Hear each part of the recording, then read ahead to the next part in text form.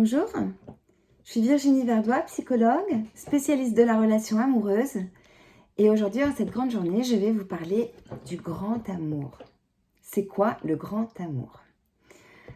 J'ai beaucoup de patients dans nos séances qui me demandent en quoi le grand amour est-il différent des autres, comment on le reconnaît, est-ce qu'il existe vraiment? Alors effectivement, le grand amour, c'est ce qui nourrit le cinéma, la littérature, le théâtre. C'est un peu le mythe de la relation merveilleuse qu'on attendrait presque toute une vie.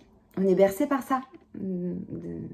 Les contes de fées se terminent toujours par « ils se marièrent et eurent beaucoup d'enfants », comme si c'était l'aboutissement de la rencontre avec une personne, une seule, qui pourrait combler toutes nos attentes, tous nos besoins.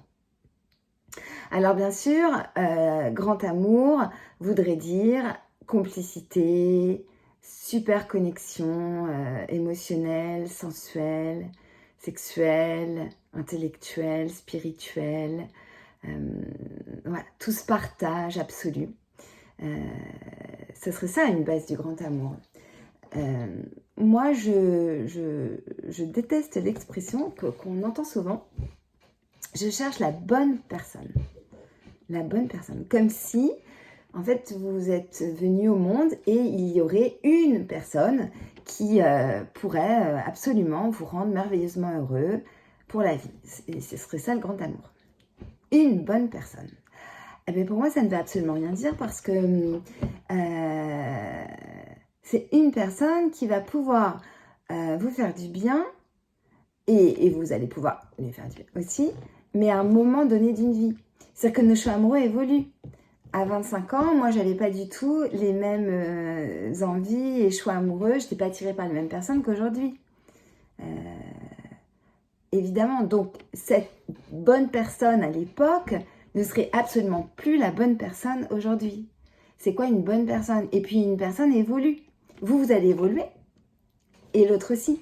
C'est-à-dire que dans un choix amoureux, même si on est très compatible, allez, de manière rationnelle, on serait compatible avec quelqu'un, donc on pourrait dire c'est la bonne personne, sauf que vous allez évoluer sur votre chemin de la vie et de l'amour, et l'autre personne aussi. Du coup, le grand amour, est-ce qu'il existe? Alors, pour moi, déjà, on pourrait parler d'amour durable. Le grand amour, ce serait quand on accepte l'autre avec qui il est. Enfin, toutes ces défauts, ces trucs qui nous agacent, ces imperfections. Déjà, ça, c'est la base, l'amour durable. Et pour moi, ce grand amour, on pourrait y accéder quand déjà on a un grand amour pour soi-même. Donc sans être auto-centré, ça n'a rien à voir. Je peux m'aimer, avoir assez confiance en moi pour être bien quand je suis seule. Je suis bien avec moi-même. Je fais déjà beaucoup de choses qui me nourrissent. Et du coup, toi, l'autre, là, sur lequel j'ai complètement vibré et je vis cette connexion sexuelle, intellectuelle, sensuelle, tout ce qu'on a déjà dit, je vais le vivre pleinement avec toi, sans trop d'attente, avec de l'indulgence, sans jugement, en accueillant ce qui se passe dans la réalité de notre histoire. Et là, j'accède au grand amour. Si je suis complètement connectée avec quelqu'un, qu'on est dans l'envie réciproque, dans le plaisir réciproque, il faut avoir des temps de plaisir, ça c'est fondamental, de partage. Et quand on est là-dedans et qu'on le chouchoute, quand on chouchoute cette relation qu'on est en train de construire, là on pourrait parler de grand amour. Mais le grand amour, il ne tombe pas, on ne le rencontre pas au coin d'une rue. Le coup de foudre existe, ça c'est évident, le coup de foudre il existe, c'est une alchimie, on rencontre quelqu'un, on ne sait pas pourquoi, on est dans une soirée, c'est la première fois qu'on rencontre cette personne et tout de suite il y a une attirance, une espèce de magnétisme, voilà, on discute, c'est fluide, on a le même humour, il y a une espèce de truc, je sais pas, dans l'air, c'est chimique, bon ben ça ok, mais ça va pas suffire, c'est-à-dire qu'on peut vivre ça avec quelqu'un. On peut, pendant 1 an, 2 ans, se croiser dans la rue ou à l'école se regarder, il y a un truc magnétique, c'est très fort, on sait que potentiellement ça pourrait être le grand amour. Et puis quand on se retrouve, on n'arrive pas à construire parce qu'on n'est pas assez apaisé avec soi-même et du coup on est peut-être dans un rapport de force ou dans quelque chose qui n'est pas épanouissant. Donc le grand amour, la base, c'est évidemment beaucoup de magnétisme, d'attirance, une vraie rencontre, de communication, donc relation fluide, ça c'est la base. Voilà, être soi-même, donc être parfaitement authentique. Si je suis pas authentique dans une histoire, ça peut pas être un grand amour.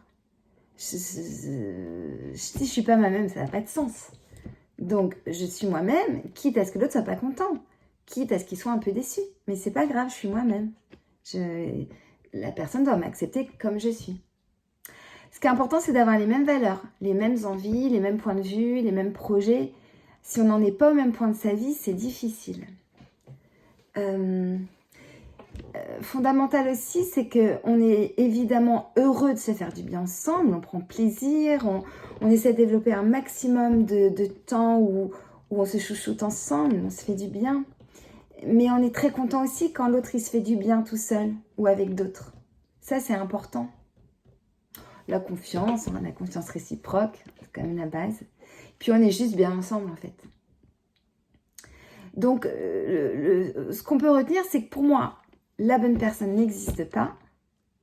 Mais plus je vais m'apaiser, plus je vais m'ouvrir aux autres, plus je vais me faire confiance, être en harmonie avec moi, passer des temps au calme, de qualité avec moi-même, et plus je serai prête à vivre le grand amour, en partageant du plaisir, de la complicité, en étant authentique. Donc en fait, c'est l'amour de soi qui rencontre l'amour de soi, donc deux personnes qui ont une bonne confiance en elles-mêmes, se rencontrent et ça donne deux envies partagées de se faire du bien. Et bien là, on accède au grand amour. Et pour savoir si on est bien, on se pose la question, est-ce que je suis alignée? Est-ce que ce que je pense est en harmonie avec ce que je ressens et avec ce que je fais? Et aussi peut-être avec ce que je dis. Et ça, si chacun est aligné, alors là, on peut parler du grand amour. Si c'est votre cas, savourez-le. Si vous ne l'avez pas encore rencontré, eh bien moi je vous conseille à travailler sur vous pour vous sentir de mieux en mieux avec vous-même, pour rayonner et attirer ce qui va vous faire du bien. Je vous dis à bientôt pour une nouvelle vidéo. Abonnez-vous pour avoir les notifications, likez, partagez et puis donnez-moi vos témoignages. Évidemment, moi j'adore les histoires d'amour. C'est mon métier, je m'en nourris depuis que je suis petite fille. Donc n'hésitez pas, mon mail c'est virginie.verdois, VERDEIS, .psychologue au singulier, @gmail.com et je vous dis à bientôt.